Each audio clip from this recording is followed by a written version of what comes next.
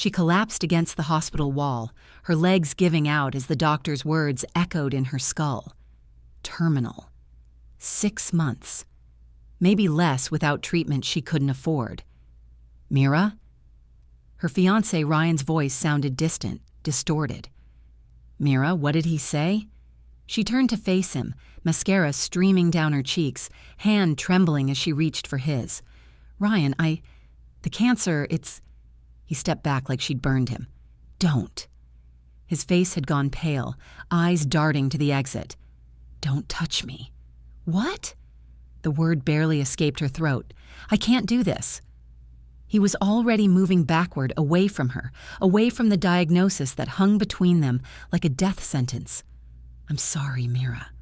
I can't. We're done. Ryan, please. She tried to stand, but her knees buckled. We're getting married in 3 weeks. You said forever. You promised. That was before. His voice cracked, sharp and desperate. Before I knew that you're dying. I can't watch that. I won't. Everything went silent. You're leaving me? Now? When I need you most? The ring. He held out his hand, not meeting her eyes. Give it back. Her heart shattered into pieces so small she'd never find them all. 3 months earlier. You're going to love him, I swear. Mira's best friend Sarah had practically dragged her to the upscale bar in downtown Seoul. Ryan's perfect for you. Successful, handsome, and he actually wants a relationship. Mira had laughed then, fixing her hair in the reflection of a store window. You said that about the last 3 guys. This one's different. He's a marketing executive, drives a BMW, has his life together. So why's he single? Because he hasn't met you yet, obviously. Ryan had been everything Sarah promised and more. Tall, broad-shouldered, with a smile that made her stomach flip. They'd talked for hours that first night, about everything and nothing. He'd walked her home, kissed her cheek, asked to see her again. Within 2 months, he'd proposed. Marry me, he'd said, down on one knee at the Han River, the sunset painting the sky pink and gold. I know it's fast, but when you know, you know. I love you, Mira. Let me take care of you forever. She'd said yes through happy tears, believing every word, now. Mira sat on the floor of her tiny apartment, the eviction notice crumpled in her fist. 3 days. She had 3 days to come up with 2 months' back rent, or she'd be on the street. Ryan had cleaned out their joint account, the one she'd stupidly given him access to, taking every penny of her savings. $17,000. Gone. Her phone buzzed. Sarah. I'm coming over. No, I'm fine. Bullshit. I'll be there in 10. Sarah arrived in 8, armed with soju and fury. I'm going to kill him. Actually kill him. Where does that bastard live? Sarah. No, I'm serious. We're going full Gone Girl on his ass. Nobody does this to my best friend and lives. Despite everything, Mira almost smiled. I can't afford a lawyer for your murder trial. Worth it. Sarah poured 2 shots, sliding one across the floor to Mira. Drink, then we're making a plan. There is no plan.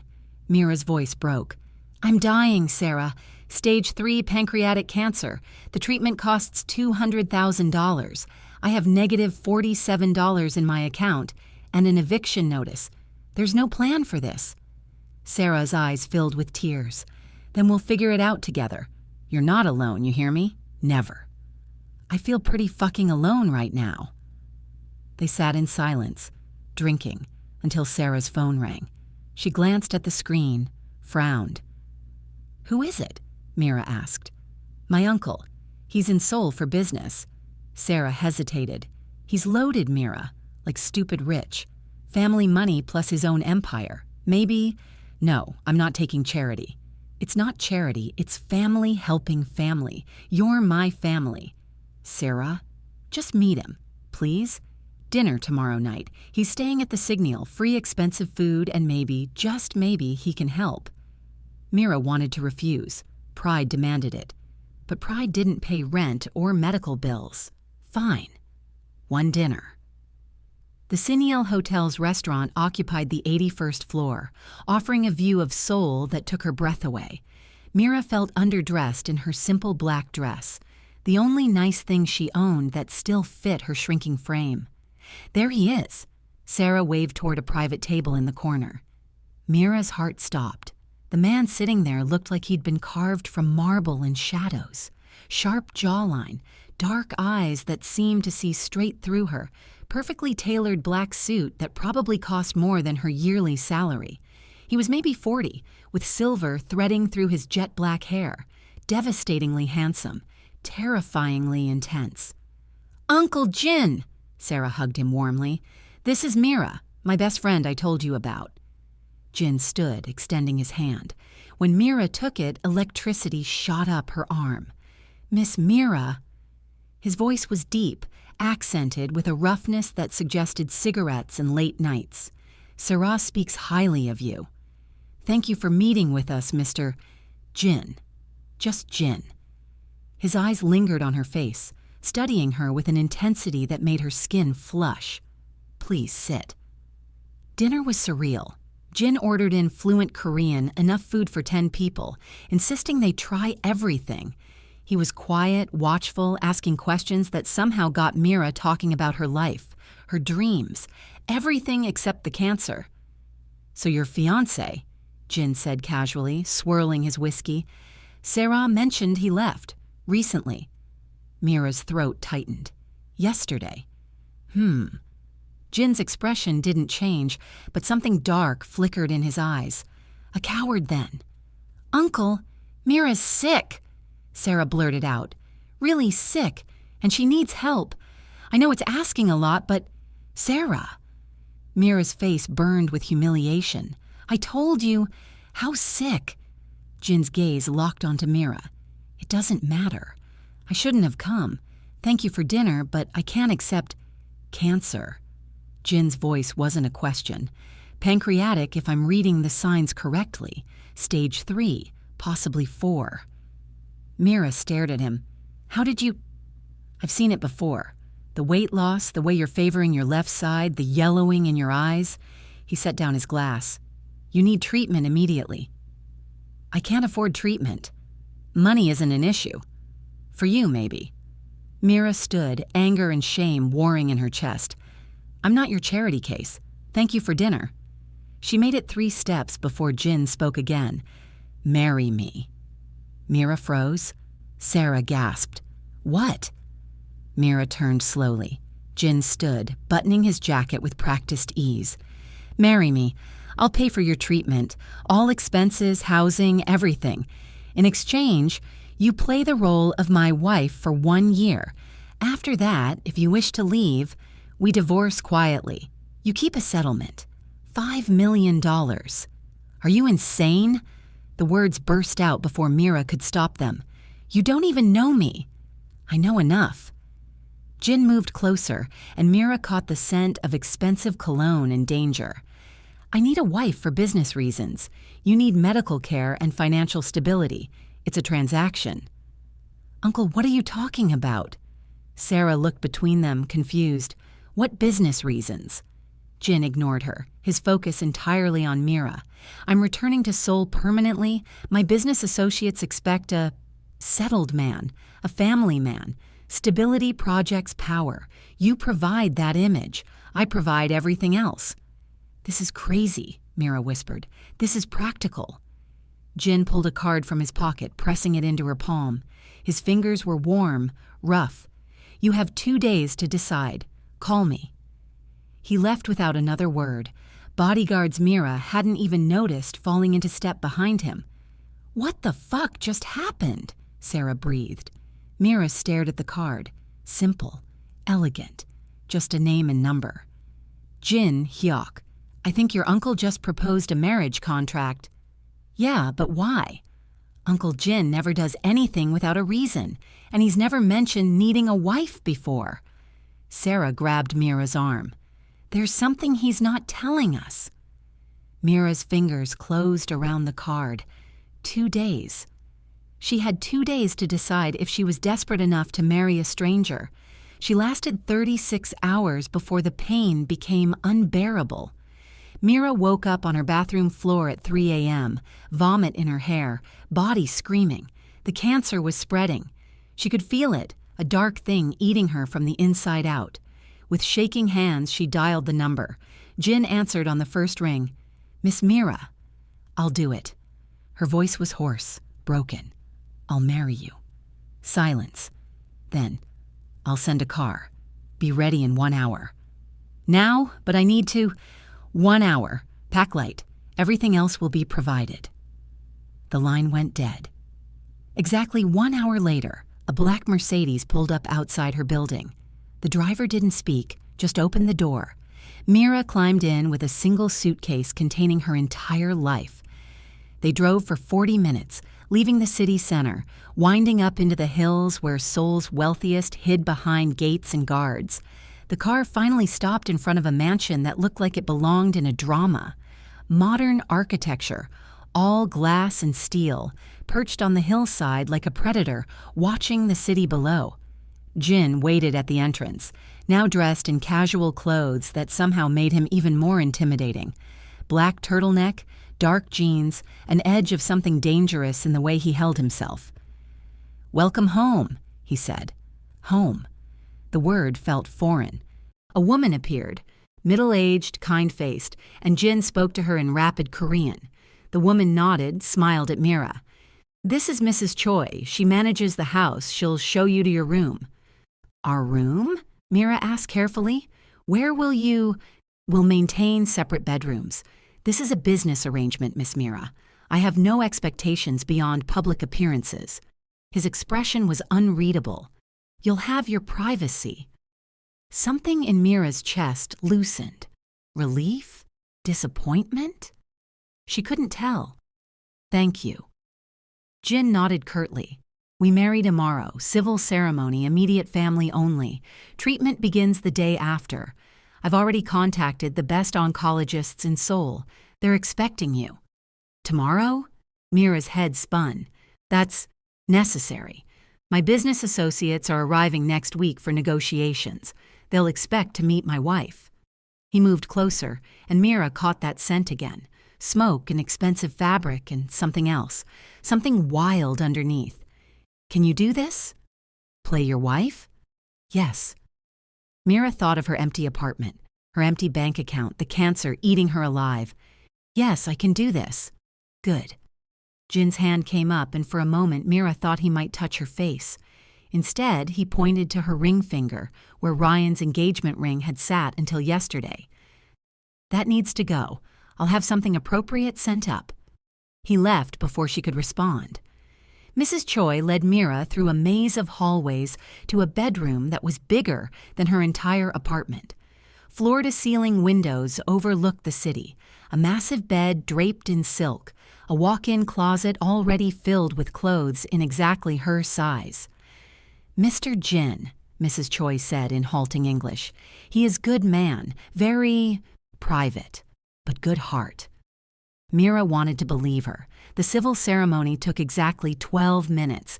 Jin's lawyer served as witness, along with Mrs. Choi. No flowers, no music, no pretense of love, just signatures on paper and a marriage certificate that felt like a contract. Jin slid a ring onto Mira's finger, platinum band with a single massive diamond that caught the light like a trap. "You may kiss the bride," the officiant said awkwardly. Jin leaned in, his lips brushing Mira's forehead instead. Chaste, impersonal. "It's done," he murmured against her skin. Just like that, Mira became Mrs. Jin Hyok. Sarah called 3 times before Mira finally answered. "What the hell, Mira? You got married without telling me." "It happened fast." "Too fast. This is insane. He's my uncle, yes, but I barely know him. Nobody in the family does. He left Korea when I was a kid, built some empire overseas, and now he's back with enough money to buy a small country. There are rumors, Mira." "What kind of rumors?" Sarah lowered her voice. "That his business isn't exactly legal. That he's involved in things. Dangerous things." A chill ran down Mira's spine. "Like what?" I don't know. My mom won't talk about it, just warns me to be careful around him. Says he's not the same person who left. Sarah paused. Are you safe? Does he hurt you? No. And it was true. Jin was distant, cold, but never cruel. He's keeping his word about the treatment. I start chemotherapy tomorrow. And then what? You just play house with a stranger?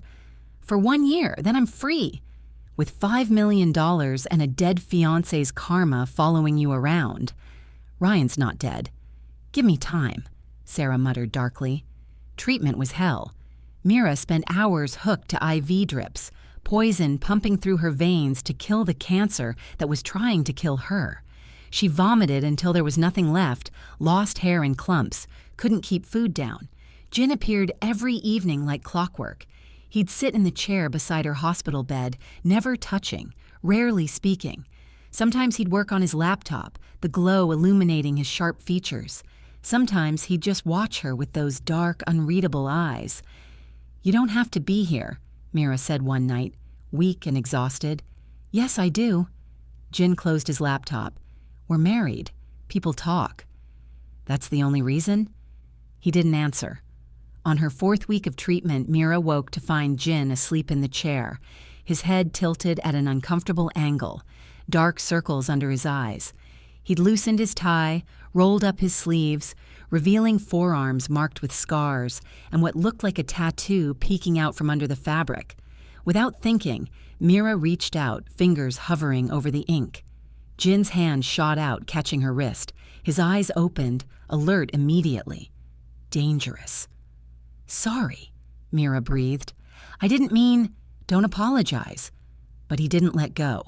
His thumb pressed against her pulse point, feeling her heartbeat. How are you feeling? Like death. You look alive to me? It might have been a joke. With Jin, it was impossible to tell. Why are you really doing this? Mira asked. And don't say business. Nobody marries a dying stranger for business reasons. Jin's jaw tightened. You're not dying. Not anymore. That's not an answer. It's the only one you're getting. He released her wrist, standing. Get some rest. I'll have Mrs. Choi bring dinner. He always left before she could push further. 2 weeks later. Mrs. Jin, there's an event tonight, Mrs. Choi announced one morning. Mr. Jin requests you attend with him. What kind of event? Business dinner. Very important people. Mrs. Choi looked nervous. Very dangerous people.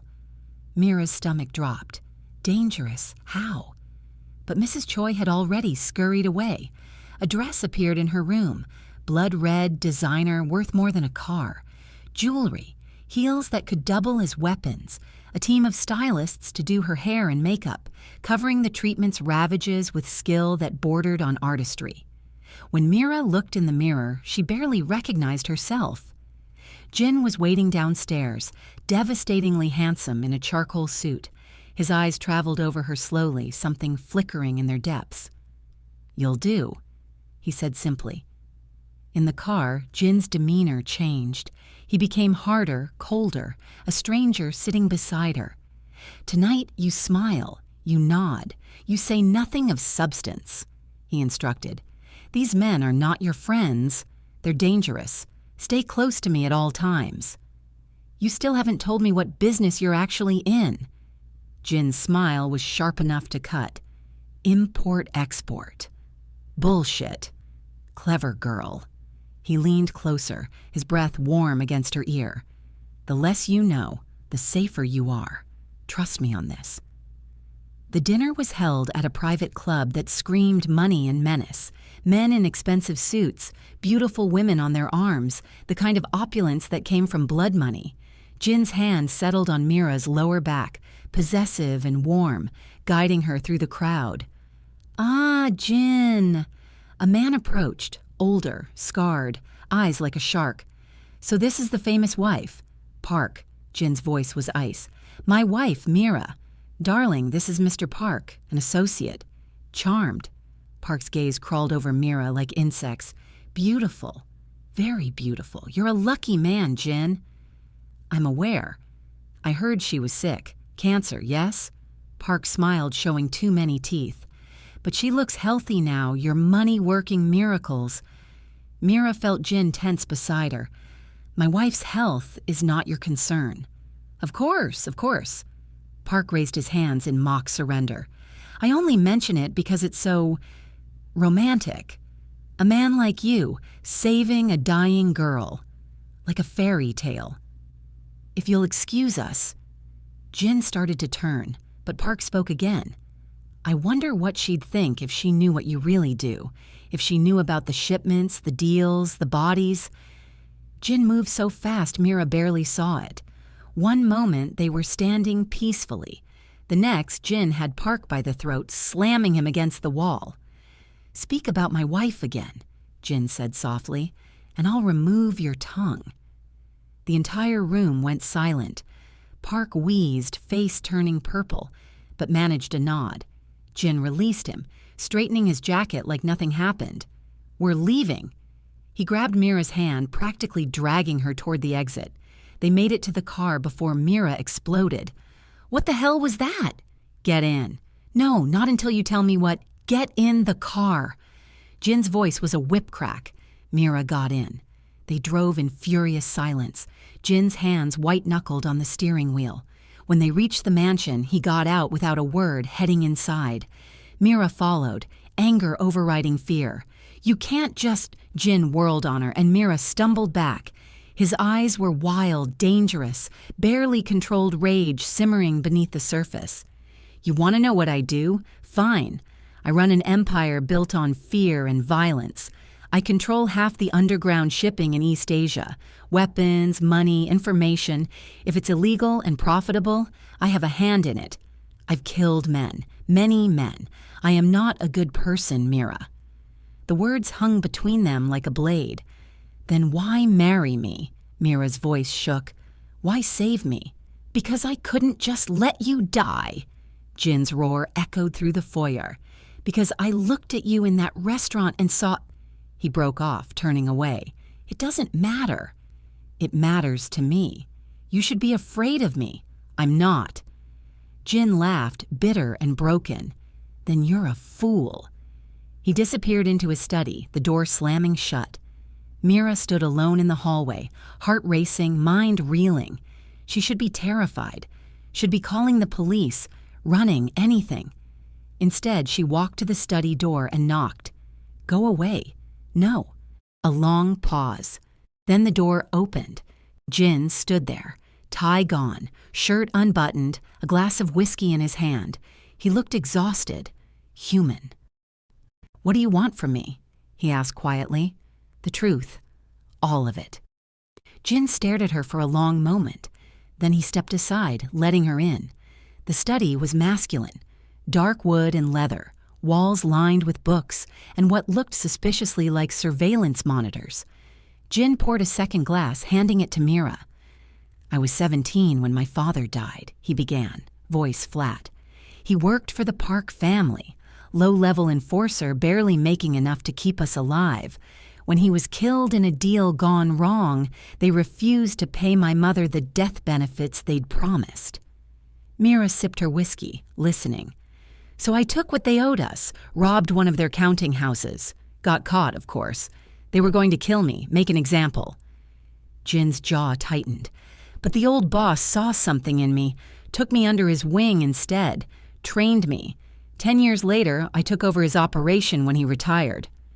You built an empire. A kingdom of criminals and killers, yes. He met her eyes. I'm not proud of what I've become, but I'm not ashamed either. This world, my world, it doesn't reward weakness or morality. It rewards strength and ruthlessness. And marrying me? Where does that fit? Jin set down his glass, moving closer.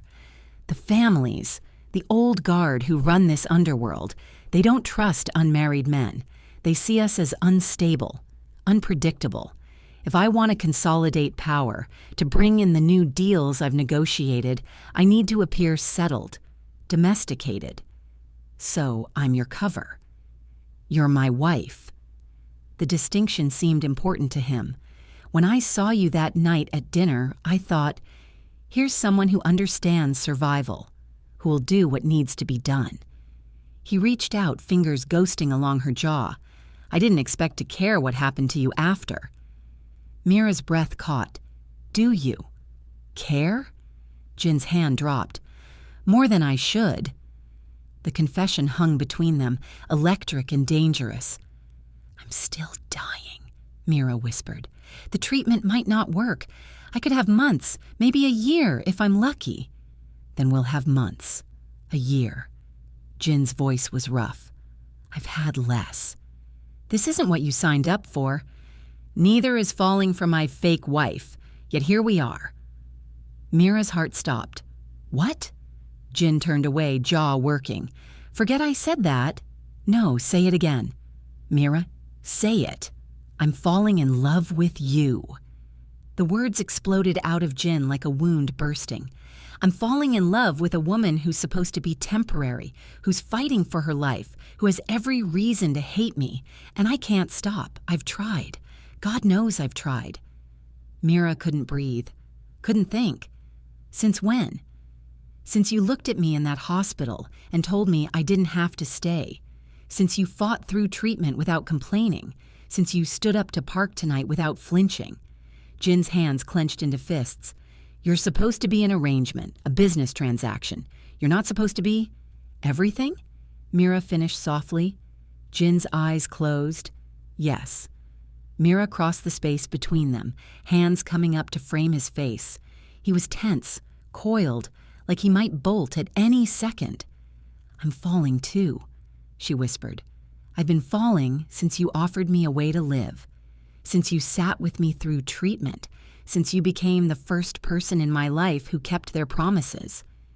Mira, you don't understand what being with me means. I don't care. You should. My enemies will come for you. They'll try to use you to hurt me. Let them try. Jin's control snapped. He kissed her like a drowning man finding air, desperate and consuming. Mira kissed back with equal hunger, months of tension and denial shattering between them. When they finally broke apart, both breathing hard, Jin pressed his forehead to hers. This is a terrible idea, he murmured. The worst, Mira agreed. You're still dying. We're all dying, I'm just on a faster schedule. Jin's laugh was pained. How can you joke about this?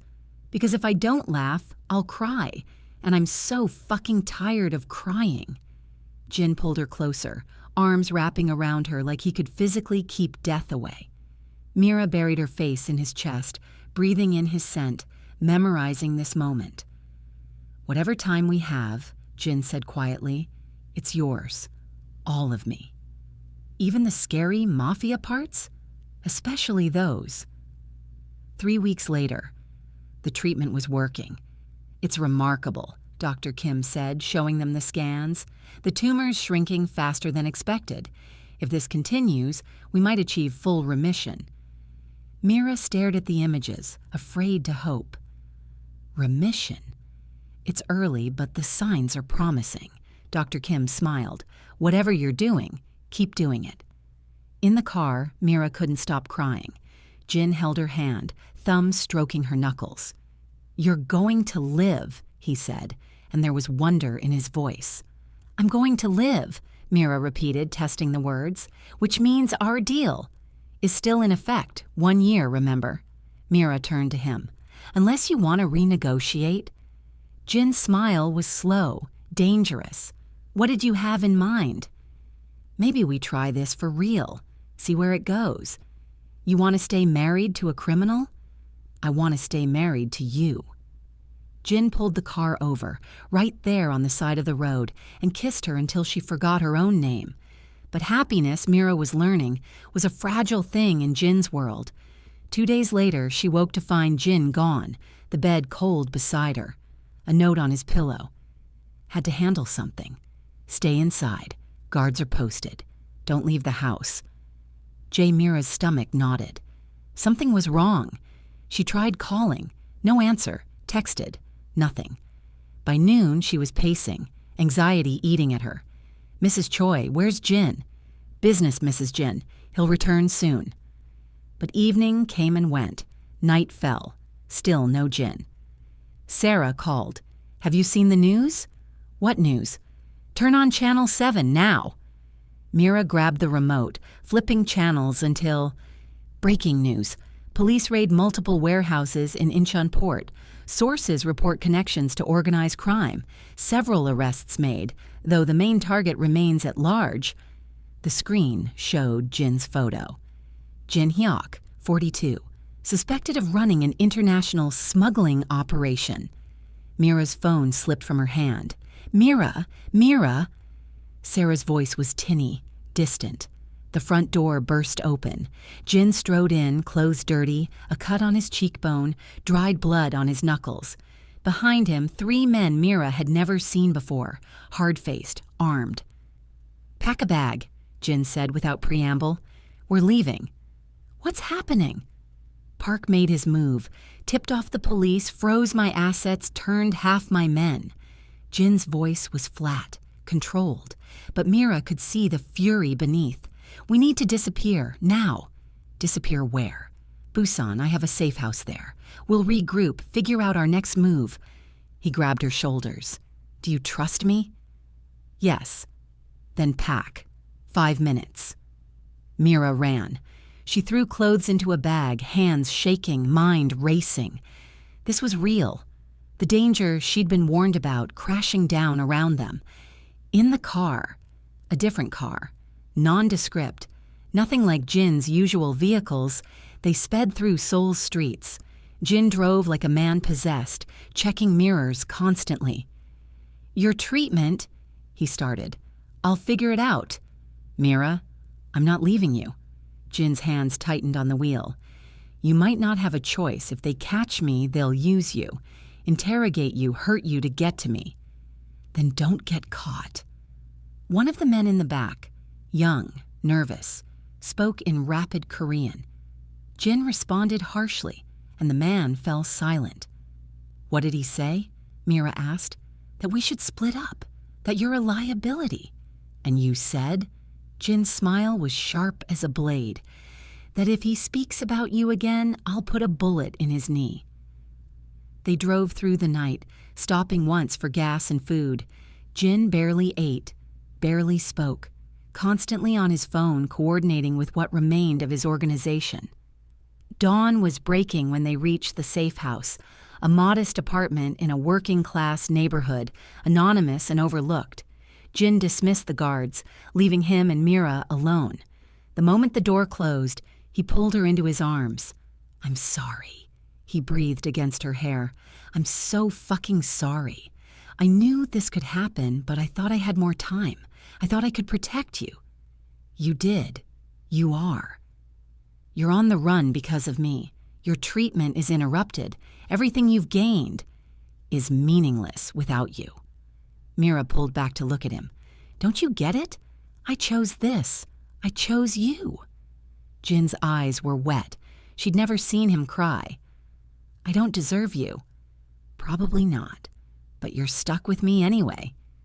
He kissed her then, desperate and deep, like he was trying to memorize her taste. Mira kissed back with equal fervor, hands tangling in his hair. They made love for the first time as the sun rose over Busan, slow and aching and perfect. Jin was gentle, reverent, like she might break. Mira urged him on, needing the connection, the reminder that they were both alive. Afterward, lying tangled together, Jin traced patterns on her skin. "When this is over," he started. "It will be over. We'll figure it out. I need to take down Park, reclaim what's mine. It could take months. It will be dangerous. Then let's be dangerous together." Jin's smile was real this time, reaching his eyes. "You're terrifying, you know that?" "I learned from the best." 1 month later. They fell into a rhythm. Jin rebuilt his network from the shadows, making calls, meeting with loyalists in secret. Mira resumed treatment at a small clinic where the doctors didn't ask questions and accepted cash. Sarah visited once, smuggling supplies and news from Seoul. "The family's looking for you," she reported. "Both of you. There's a price on Jin's head, 2,000,000 won. Only 2,000,000? Jin raised an eyebrow. I'm insulted. This isn't funny. Sarah glared at him. Park's consolidated power. He's taking over your operations, your people. You're running out of time. I'm aware. Then what's the plan? Jin smiled, cold and calculated. War. The attack came at midnight. Mira woke to Jin's hand over her mouth, his whisper urgent. Don't scream. They're here. Footsteps in the hallway. Voices speaking in low Korean. Jin pulled Mira from the bed, guiding her to the closet. Inside was a hidden panel leading to a crawl space. Get in. Don't come out until I get you. Jin, now. Mira crawled in as the bedroom door exploded inward. Through the crack in the panel, she watched Jin face down 4 armed men. He was unarmed, dressed only in sleep pants, but he moved like violence incarnate. The first man went down with a crushed windpipe. The second took a knife to the femoral artery, Jin's knife, pulled from seemingly nowhere. The third got a bullet from his own gun after Jin disarmed him. The fourth ran. Jin let him go, breathing hard, covered in blood. Mira. His voice was rough. It's safe. She emerged shaking, staring at the bodies. You killed them. Yes. You didn't hesitate. No. Jin looked at her, waiting for judgment, for horror, for her to finally see him as the monster he was. Instead, Mira crossed to him, stepping over the corpses, and wrapped her arms around his waist. Thank you for protecting me. Jin's breath shuddered out. You're not afraid? I'm terrified, but not of you, never of you. He held her so tightly it hurt, face buried in her neck. We can't stay here. This was a warning. Park knows where we are. Then we end this, tonight. Jin pulled back. Mira, you've been planning something. I can see it.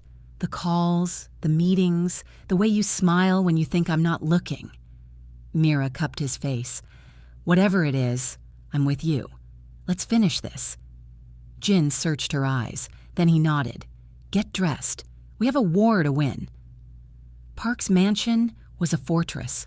Guards, cameras, walls topped with glass and barbed wire. Impenetrable, or so he thought. Jin had spent years building his empire. He knew every player, every weakness, every secret. Park had betrayed him, but he'd also underestimated him. Big mistake. The security system has a blind spot, Jin explained to his assembled team. 15 men, all loyal, all lethal. Here, southwest corner, 6-second gap between camera rotations. That's our entry point. And once we're inside, one of the men asked, we go loud? Jin's smile was predatory. Park wants war. We'll give him war. Mira stood beside him, armed with a pistol Jin had taught her to shoot. She wasn't a fighter, but she refused to be left behind. You stay behind me at all times, Jin ordered. If anything happens, it won't. Mira, I didn't survive cancer to die in a gunfight. I'll be careful. Jin kissed her, hard and fast. I love you. I love you too. Now let's go get our life back. The assault was chaos and precision in equal measure. Jin's team moved like shadows, cutting through Park's guards with brutal efficiency. Silenced gunfire, muffled struggles, bodies dropping. Mira followed Jin, heart hammering, adrenaline singing through her veins. This was insane, suicidal, completely illegal. She'd never felt more alive. They found Park in his office, cowering behind his desk as alarms blared. Jin! Park's face had gone gray. Let's talk about this. We can make a deal. You betrayed me. You tried to kill my wife. Jin's voice was ice and death. There's nothing to talk about. Please, I'll give you everything back, the operations, the money, all of it. I'm taking it anyway. Jin raised his gun. Wait! Park scrambled. You kill me, you'll never stop running. The families will hunt you forever. But if we make a deal, I can legitimize you, make you untouchable. I have connections, government officials, police. Jin paused. Legitimize me how? I have files. Evidence of every corrupt official, every dirty cop on my payroll. Give me my life and I'll give you theirs. You'll be the most powerful man in Korea, legal and illegal combined. Mira saw Jin's mind working, calculating odds and outcomes. Show me. Park pulled out a safe hidden behind a painting, hands shaking as he entered the combination. Inside were drives, documents, enough evidence to topple the government. It's all here, everything you need. Jin lowered his gun. Get out of Korea. If I ever see you again, deal's off and you're dead. Park practically ran from the room. The moment he was gone, Jin turned to his men. Follow him. Make it look like an accident. Mira's eyes widened. You're going to kill him anyway? He tried to kill you. There's no deal, no mercy, no forgiveness for that. Jin's expression was granite. I am many things, Mira, but I keep my promises, and I promise to protect you. One of the men returned minutes later, nodding once. It was done. Jin gathered the evidence, and they disappeared into the night. 2 weeks later. The cancer's in full remission, Dr. Kim announced, looking genuinely amazed. All markers are normal. Your scans are clean. Mira, you're cancer-free. Mira burst into tears. Jin held her as she sobbed, relief and joy and disbelief crashing through her. You're going to live, he whispered again, like a prayer. I'm going to live. We're going to live. With Park's evidence, Jin orchestrated the largest corruption scandal in Korean history. Politicians resigned, police were arrested, entire departments cleaned out. And in the chaos, Jin emerged as the man who'd exposed it all, a hero to the public, untouchable. His operations, once shadowy and illegal, began transitioning. Real estate, technology, shipping, legitimate on the surface, with enough gray area underneath to maintain his power. You're going straight, Mira teased one evening, watching him review contracts. I'm going strategic, Jin corrected. There's a difference. Is there? The goal is to make enough legitimate money that we don't need the illegal operations. Give it 5 years and we'll be completely clean, or clean enough. Mira crawled into his lap, wrapping her arms around his neck. And then? Then we live. Really live. Travel, build a family if you want, grow old together. Jin kissed her softly. All the things I never thought I'd have. Because you were a scary crime boss? Because I thought I didn't deserve them. And now I'm selfish enough to take them anyway. Mira laughed, kissing him until they both forgot about contracts and legitimacy and anything that wasn't each other. 6 months later. I can't believe you're renewing your vows. Sarah bounced excitedly, adjusting Mira's dress. An actual wedding this time, with flowers and guests and everything. Jin wanted to do it right, Mira said, staring at her reflection. The woman looking back was healthy, glowing, happy, unrecognizable from the dying girl in a hospital corridor a year ago. He's absolutely gone for you, you know that. The scary mob boss is completely whipped. He's not a mob boss anymore. Sure, and I'm the Queen of England. Sarah grinned. But he's your mob boss, and that's what matters. The ceremony was small. Close friends and family only. Jin's associates had become less criminal and more business partners, though Mira suspected some of them still operated in the shadows. When she walked down the aisle, Jin's expression cracked open. Love, relief, wonder, everything he usually kept hidden on full display. You're beautiful, he murmured when she reached him. You're not so bad yourself. They spoke their vows, real ones this time, written themselves, promising love and loyalty and forever. When Jin kissed her, the room erupted in applause. At the reception, Sarah cornered Mira with champagne and gossip. So I have news. Oh? Remember Jin's security guy? The tall one with the scar? Day? Yeah, him. We've been seeing each other. Sarah blushed. He's taking me to Tokyo next month. Mira squealed, hugging her. Sarah, that's amazing. Right? Who knew my uncle's criminal empire would lead to me finding love? It's a weird world. The weirdest. Sarah clinked their glasses. To weird worlds and unexpected happy endings. To survival and second chances. They drank, watching as Jin and Day coordinated something across the room. The two men moved with similar precision. Dangerous men softened by the women they loved. You think they're planning something illegal? Sarah asked. Probably. Should we stop them? Nah, where's the fun in that? Later, when the guests had left and they were finally alone, Jin carried Mira to their bedroom. You don't have to carry me. I'm not dying anymore. I know. I just like holding you. He set her down gently, helping with her dress, reverent and slow. Thank you, Mira said softly. For what? For saving my life, for keeping your promises, for loving me when I was impossible to love. You were never impossible to love. Jin cupped her face. You were impossible not to love. From the moment you agreed to marry me, I was doomed. Doomed? To fall. To need you. To build my entire world around keeping you safe and happy. He kissed her forehead, her cheeks, her lips. Best doom I've ever experienced. Mira laughed, pulling him closer. I love you, Jin-hyuk. My criminal, my savior, my husband. I love you, Mira Jin, my warrior, my heart, my wife. They made love slowly, tenderly, celebrating life and love and the impossible journey that had brought them together. Afterward, tangled in sheets and each other, Mira traced the tattoo on Jin's chest, a phoenix rising from flames. I never asked about this. Got it when I took over the organization. Reminder that we all burn before we rise. Fitting.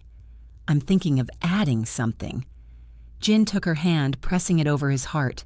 Your name, right here. That's incredibly cheesy. Says the woman who cried watching romantic comedies last week. That was one time, and it was Titanic. You watched it 3 times. Because you keep dying in my dreams. Mira hit his chest lightly. I'm allowed to have trauma about people I love sinking into oceans. Jin laughed, pulling her close. I'm not going anywhere. You're stuck with me. Promise? Promise. For better or worse, richer or poorer, legal or illegal. Jin, you have me, forever.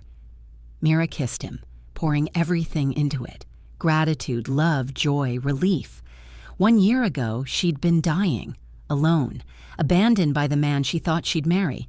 Now she was alive, healthy, married to a man who'd moved heaven and earth to save her. Life was strange, chaotic, sometimes violent and often unpredictable. But it was theirs, and that made it perfect. Epilogue 1 year later. You're sure about this? Jin asked, watching Mira pack the last box. Completely. Seoul is great, but I want space, fresh air, somewhere quiet.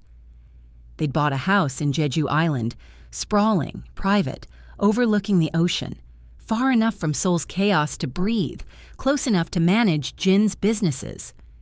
Mrs. Choi had already gone ahead to prepare the house. Sarah and Day were engaged now, planning their own wedding. Jin's operations were 90% legitimate, the remaining 10% so buried even the most dedicated investigator couldn't find it. Life was good. There's something else, Mira said, biting her lip. What? I'm pregnant. Jin froze. What? Pregnant. With child. Knocked up. Bun in the oven.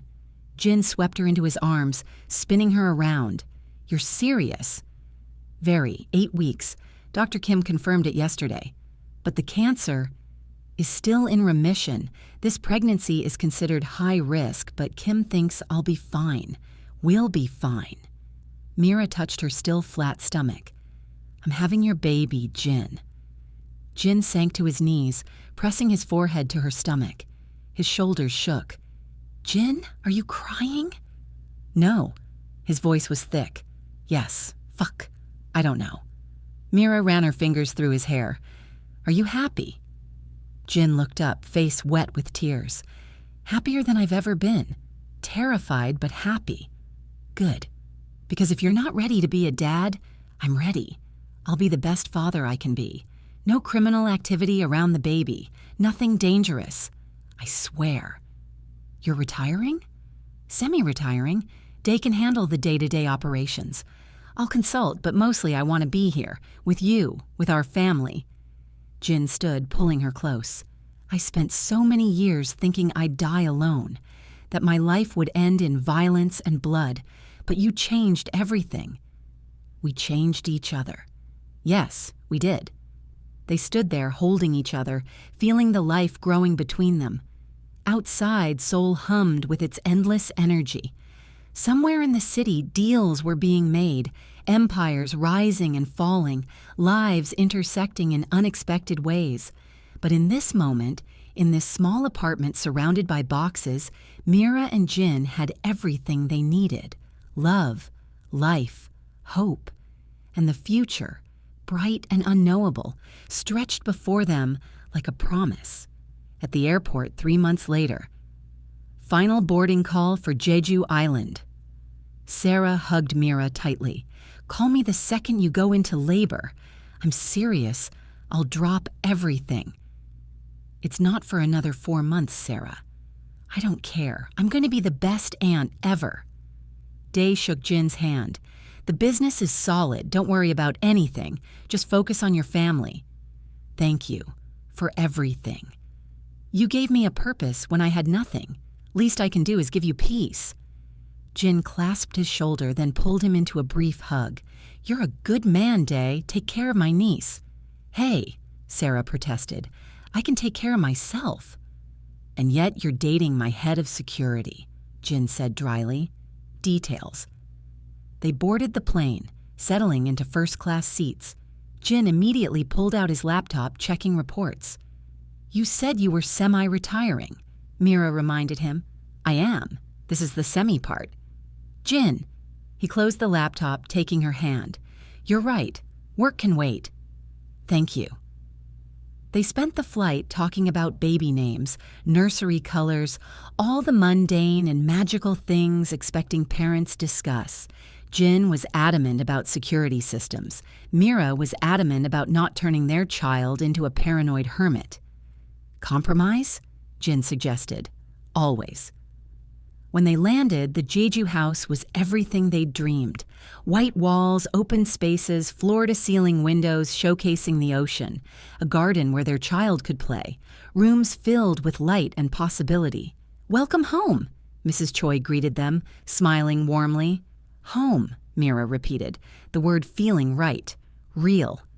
That night, they sat on the terrace, watching the sunset paint the sky in shades of orange and pink.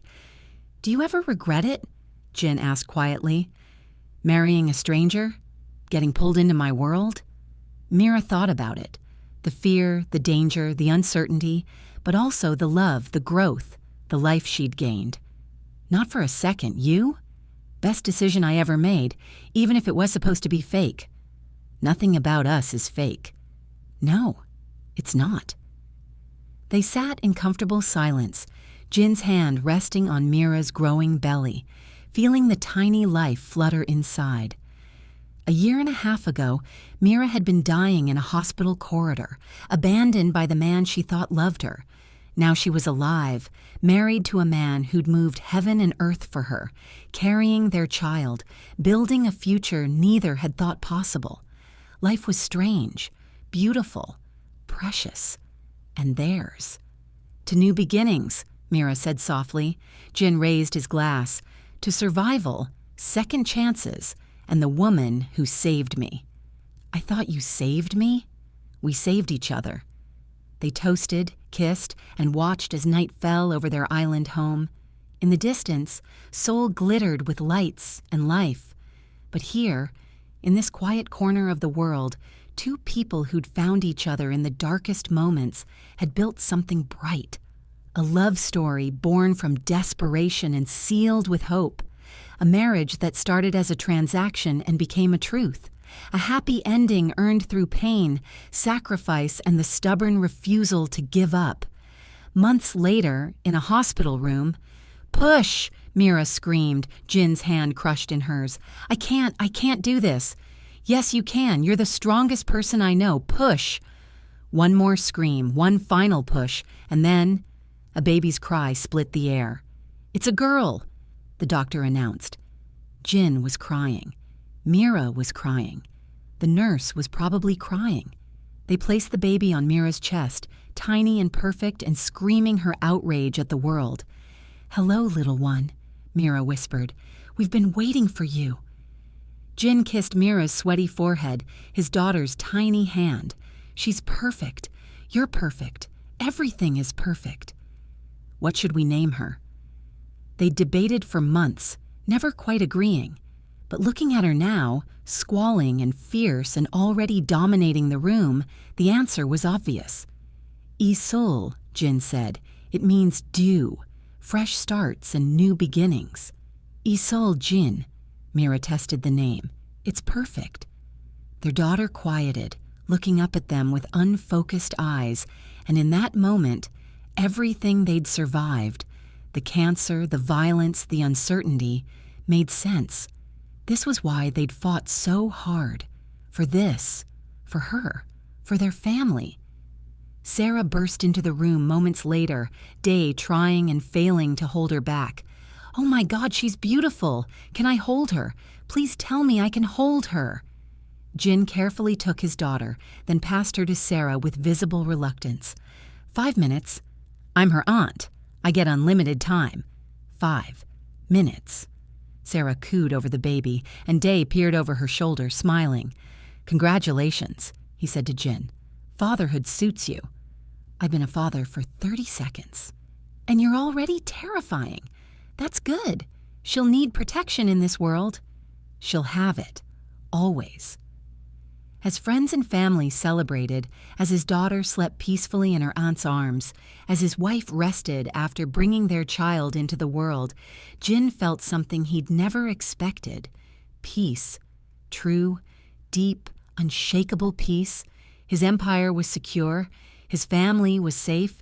His wife was alive and healthy. His daughter would grow up loved and protected. Everything he'd never thought he deserved. Given to him by a woman who was supposed to be temporary, a business arrangement that became the greatest love of his life. Jin returned to Mira's bedside, taking her hand. "Thank you," he whispered. "For what?"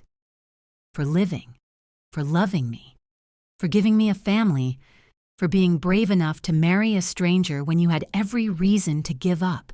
Mira squeezed his hand. "Thank you for being the stranger worth marrying."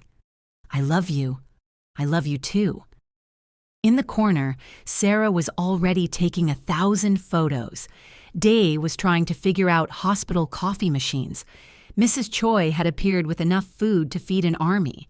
And in the center of it all, Mira and Jin, their daughter, sleeping nearby, held each other and marveled at the beautiful, chaotic, impossible life they'd built. From death to life, from loneliness to love, from strangers to soulmates. Really, this time. But their story, their real story, was just beginning.